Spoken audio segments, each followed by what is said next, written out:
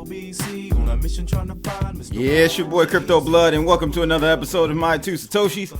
It is July 13th, 2019. Shout out to my man David Davis for this one. I played this a couple of times before, but it's always great to hear it again. Warren G, thanks for the song request. What's good, people? Hope your Saturday is going well so far. Welcome to another episode. Today, we are going to look at a Dash 51% attack was defeated by the company. They did an update that enables instant transactions. So we're going to take a look at the details out of CCN on this one. Secondly, don't know if you guys ever heard of Veal. It was an Augur-based app enhancement platform for betting. Well, they're shutting down, according to their official Medium post on July 11th. We'll take a look at that in a second here. And lastly, out of Decrypt Media, Binance burns 800,000 BNB tokens. But there's a caveat, there's a twist to this. We'll tell you the details about that here in a second. But first, I got to give a shout out to smartcash.cc, one of the channel sponsors. They have faster than Visa and MasterCard transactions, no processing fees. And they were also voted #1 crypto in Brazil in 2018. Check those guys out. And also bitcoinconfidential.cc. They use untraceable payments using the Ring CT privacy protocol, which is required by default. So no additional steps on your end. Immediately send coins privately across the network. They're fast as well. Check those guys out. And lastly, my channel Patreon is crypto.com. They have a lot of great products and services over there at crypto.com. They have a debit card now available for US citizens. So check them out. You get like 100% rebates on Netflix and Spotify, I believe. And then you get 10% rebate on Expedia.com. So they got a lot of perks over there. Check them out for details on that. But before we get into things, guys, let's take a look at the heat map out of Coin 360. Bitcoin down 5% to $11,025. Ethereum down 3% to $265. EOS not looking good as well, down 2.3% to $4.67. And Litecoin right at the $100 handle, down 4.5% at the moment. And if we take a look, this is crazy, people. We're following my line to the T here. And look at what happened just now. We got a little buying into the trend line there. So let's see what happens over the next couple of hours, whether or not the bulls can hold this line, or if we end up seeing another fall, which I think will happen, to the 10,600, 10,800 area. But yeah, we failed essentially, and you got to pay attention to this. We failed on our D wave with Bitcoin. We could not reach this area here, unfortunately. So now we've got our backup plan, if you want to call it, is to keep this area. If we can keep that area, we are in good hands with the bulls. If not, we're heading lower here, people.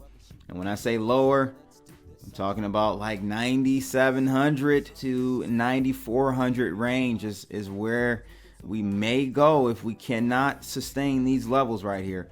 So we'll just have to keep an eye out on it. But yeah, it's crazy that the market is following my line to the T on this one. So let's see if it bounces off. I'll report back tomorrow on that. And if you're looking to learn how to trade in a very simple way without all those indicators and stuff, hit me up at cryptoblood.io. I'll give you more information on that. It's a personalized training course that I'll take you through, and it should equip you with the tools and skills you need to become a successful trader. And it can be applied to all asset classes. It's not just relegated to Bitcoin.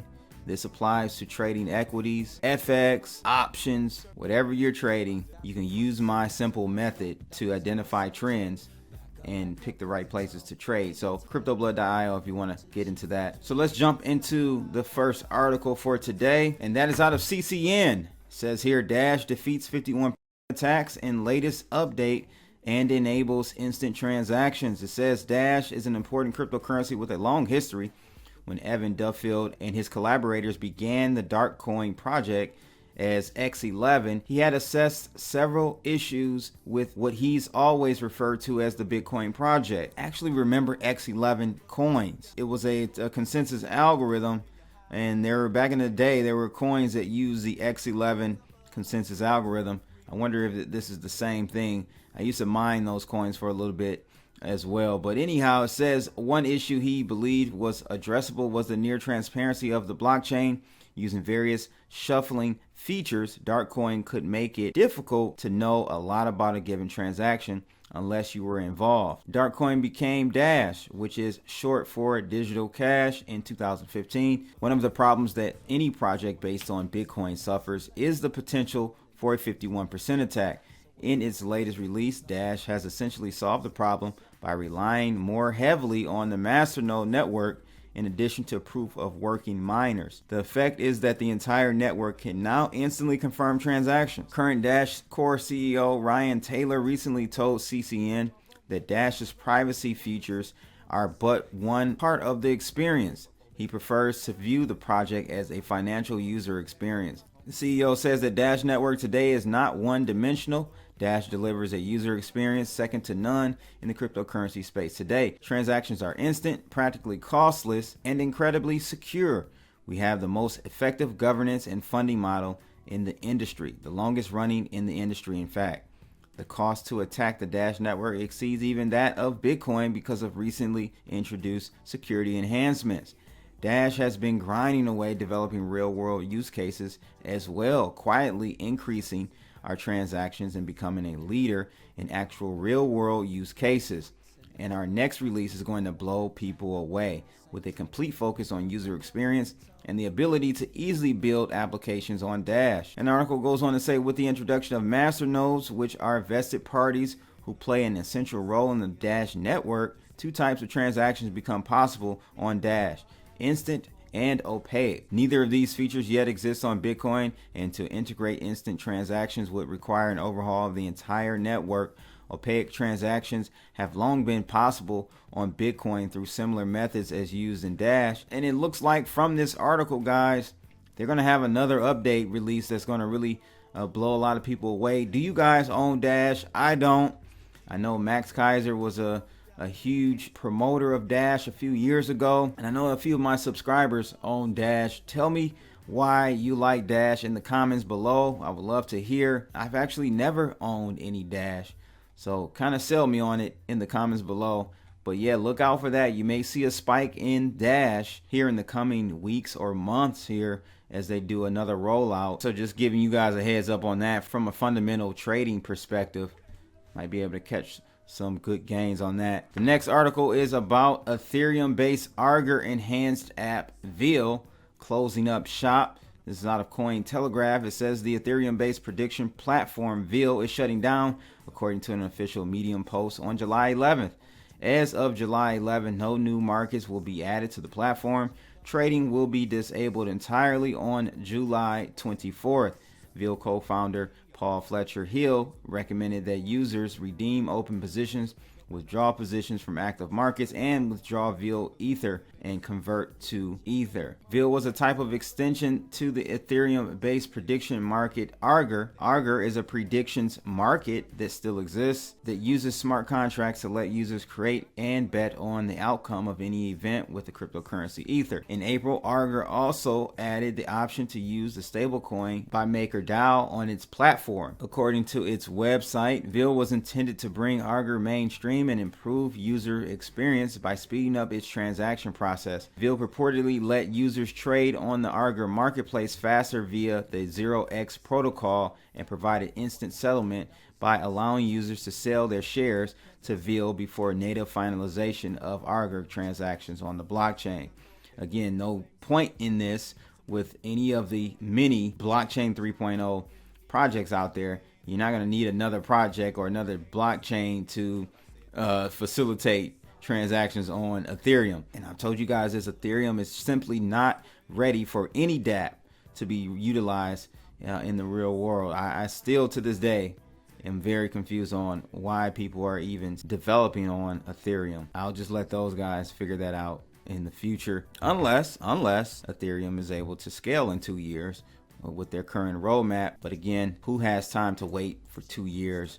Anyway, in discussing the reasons VIL did not meet its success goals, Fletcher noted a number of issues, including the platform may not have been friendly enough to crypto novices. We didn't offer a good onboarding experience. Crypto as a user base is still early, and we didn't make it easy enough for users without crypto or a wallet to get started. He goes on to say here that ultimately we failed to find a good fit between what we were building and the market as it exists today. But today the community of users is small, and we think there are higher impact products and services we can build for the immediate future. Augur came under fire from Reddit and major crypto exchange Binance due to having an apparent design flaw. The flaw apparently allows users to run scams of sorts by issuing predictions with unclear or contradictory conditions for resolution. Binance also said the low liquidity, bare bones functionality, complex mechanics, and unclear approach to governance were additional issues it saw with Augur. Yeah, I don't use Augur at all. Do any of you use Augur or have in the past? I tried to play with it a little bit when the ICO came around, but that was it. Let me know your thoughts about Augur and if you use it. Again, I've never used it myself. The last article is out of Decrypt Media, and it is about Binance burning 800,000 BNB tokens. But there's a twist. So if you're not aware, Binance burning tokens is not anything new. But this go around, there is a little twist with this, and the article will explain. It says crypto exchange Binance has completed its 8th coin burn, destroying roughly 808,000 Binance tokens worth around $23 million. This puts another major dent in the supply of the coin and immediately boosts its price by 6%, all pretty much according to Play. The exchange regularly burns Binance coins as set out in the white paper, using 20% of the quarterly profits. The ultimate goal is to cut its supply in half to 100 million coins. So you got to fundamentally understand why you should hold this coin. Just fundamentally from a token economics perspective, not even talking about how they create demand within their trading platforms for commission discounts, or in their IEO launchpad platform, or even in their decentralized exchange. So those are additional points that should definitely make you bullish on this coin for the foreseeable future. But here's a weird part. Typically the Binance burn comes from its quarterly profits. This time, however, the tokens are being sacrificed by the 300-person Binance team. Every employee from the CEO on down. The burned coins were personally allocated to them during the Binance coin ICO back in 2017, and amounts to a whopping 40% of the total supply of Binance, whose market cap is around 2.4 billion. It's unclear why the team decided to forego its windfall, of which 32 million Binance coins, which is roughly 1.2 billion, is unlocked, and which they could spend at any time. As mentioned, one reason the exchange burned Binance tokens is to increase its value. But if you literally dispose of your tokens, what's the motivation? According to a statement, the money raised for operational costs during the ICO has now jumped in value and is worth around $4.2 billion. So maybe these funds may be used instead to reward its employees down the road. Or maybe we should just take Binance CEO for his word. In a statement today, he said that the team is simply not money driven. He said, "We are doubling down on our mission to exchange the world and spread the freedom of money." With the latest burn, Binance Coin has already overtaken EOS to become the 6th ranked cryptocurrency by market cap. The last time this happened, it was short lived, but since the Binance team isn't money driven, maybe it doesn't matter. Wow. So yeah, I did see an article earlier regarding Binance flipping EOS's market cap and taking the 6th place. I'm interested to see how long this is going to wait. I'm accumulating more EOS coins right now because I'm preparing myself for the move and for the market to price in a move up in that coin as we lead into EOS 2.0. Hey, this is my 2nd favorite coin, or 3rd, so I'm cool with it. We're all winning here. Binance Coin, EOS, BATS, good projects, man. Really good projects. Let me know your thoughts about this. I didn't realize they had that much money accumulated there. That's insane. So they're a force to be reckoned with, and they're not going anywhere. Glad to see that they're taking it out of their pocket this time. But that's pretty much it for today, ladies and gents. Again, shout out to David Davis for that song request. Warren G, Regulate. It's your boy Crypto Blood. Make sure you guys like, share, and subscribe. Click that bell, all that good stuff. Share on Instagram, Twitter, wherever you can. That helps this channel grow. And I'm going to enjoy this Saturday, July 13th, 2019. I'm out of here, people. Holla!